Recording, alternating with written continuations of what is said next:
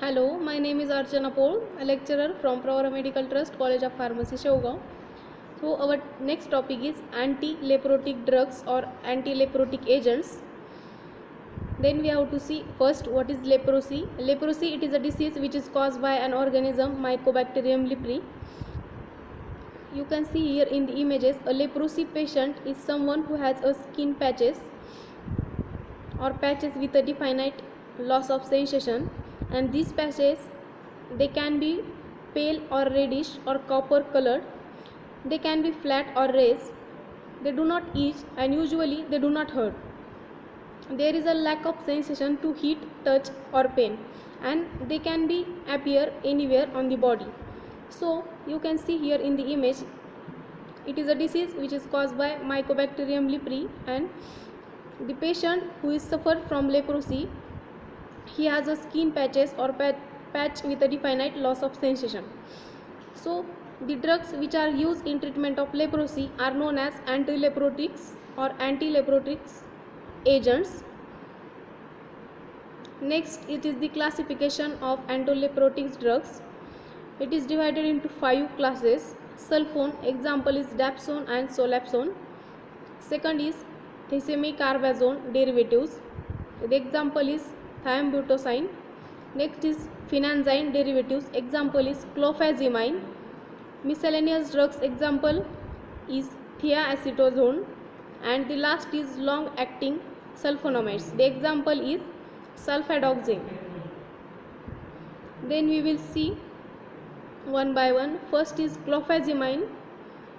Here is the image of clofazine powder. It occurs as a dark red crystal, and the solubility is, it is practically insoluble in water, but it is soluble in chloroform, and it should be stored in well closed container protected from light. Then uses of this clofazimine are, it is used to treat leprosy, it is also used to treat lepromatous leprosy, and it also has anti-inflammatory properties. The official preparations are clofazimine capsule, and the brand names are clofazine lamprey. Then the second is dapsone. Dapsone, it is a sulfone, and the sulfone, it is the term which is used for all the derivatives which contain 4,4-diamino diphenyl sulfone. You can see di-amino group in the structure and diphenyl sulfone. So it is the term sulfone used for all the derivatives which contain 4,4-diamino diphenyl sulfone. The properties of this dapsone are, it occurs as a white or creamy white powder, crystalline nature. It is odorless and it has a slightly bitter taste. It is very slightly soluble in water, soluble in acetone and dilute mineral acids. The stability and storage of this dapsone is, it is stored in well closed light resistant container, and the uses are, it is used in treatment of leprosy, it has a suppressive action on malarial parasite, it is also used in treatment of dermatitis, and it is used in combination of dapsone with pyrimethamine, is used to treat pneumonia. So these are the uses of dapsone. The official preparations are dapsone tablet, which is available in the market, and the brand names are Dubronax and Novafone.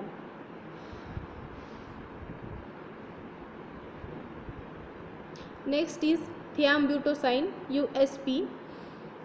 It is a white crystalline powder. It is odorless and it has a bitter taste.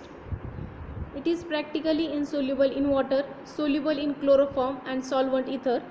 It is available in the form of tablet in 500 mg dose daily.